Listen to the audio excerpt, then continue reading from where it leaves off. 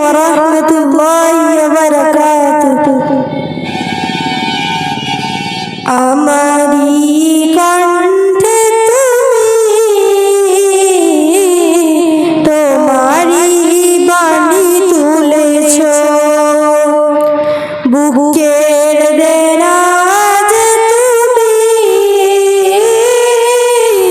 কোরআনের স্থান দিয়েছ।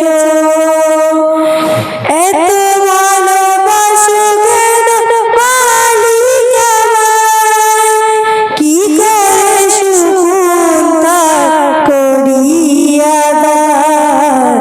এত ভালোবাসো কেন মালিক আমায়, এত ভালোবাসো কেন মালিক আমায়। পৃথিবীর দিকে দিকে অদ্ভুত হৃদয়, কণ্ঠ আমার নামে তোমার গীতে। পৃথিবীর দিকে দিকে অদ্ভুত হৃদয়, কণ্ঠ আমার নামে তোমার গীতে। তাওফিকে তোমার নিয়ামত বেশময়, তাওফিকে তোমার নিয়ামত বেশময়। পেয়ে পড়ে মন সেজদা, এত ভালোবাসো কেন মালিক আমায়, এত ভালোবাসো কেন মালিক আমার।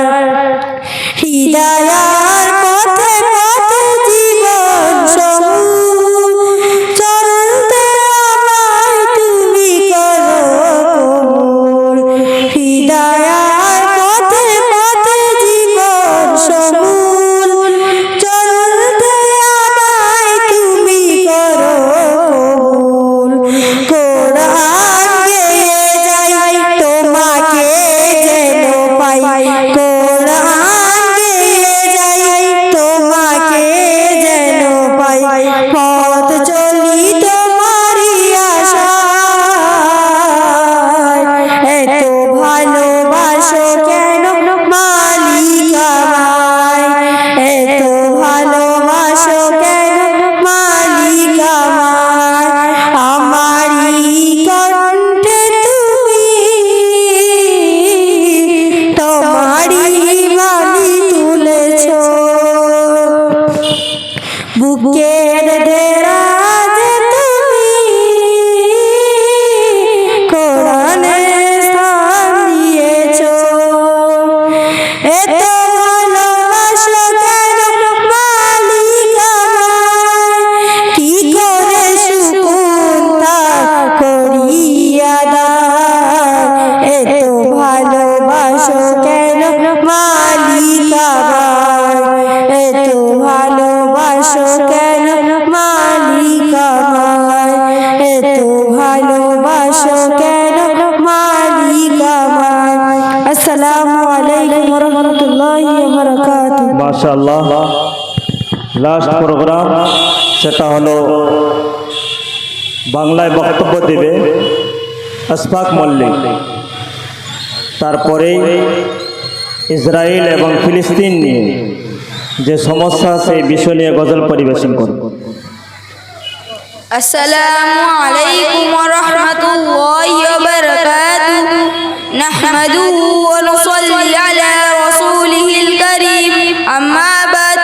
আউযু বিল্লাহি মিনাশ শাইতানির রাজীম। বিসমিল্লাহির রাহমানির রহিম।